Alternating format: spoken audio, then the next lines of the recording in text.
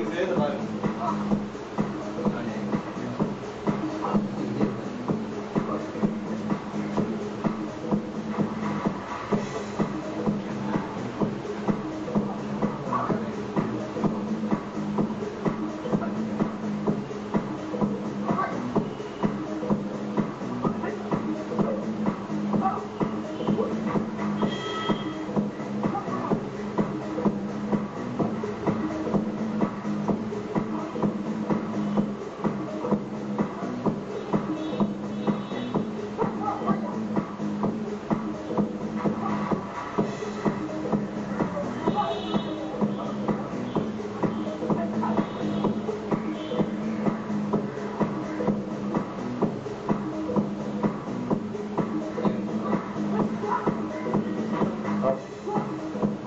வணக்கம் நேயர்களே. இந்த பயிற்சியில் என்ன இருக்குன்னா அப்சர்வேஷன் டெவலப்மெண்ட் பிராக்டிஸ், அதாவது தனது புரிந்து கொள்ளும் திறனை வளர்க்கும் பயிற்சி. பாருங்க, பயிற்சி பண்ற ஒரு மாணவனை கூப்பிடுறேன்.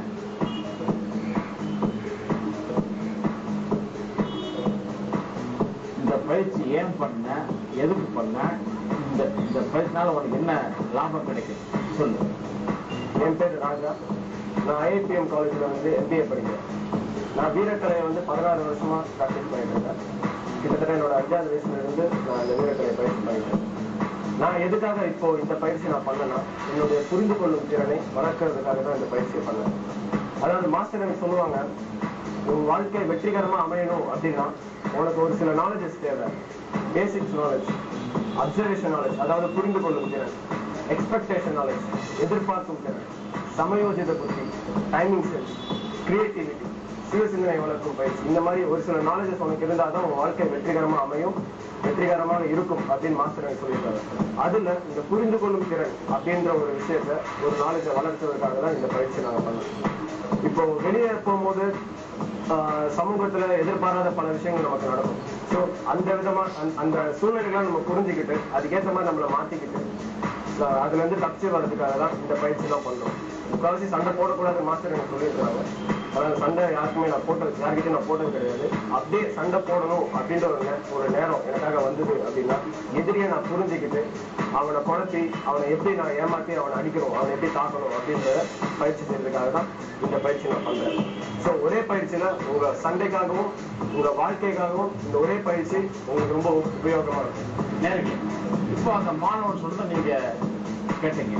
அதாவது அப்சர்வேஷன் பயிற்சி சண்டைக்கு மட்டுமல்ல, வாழ்க்கைக்கே பயன்படும்.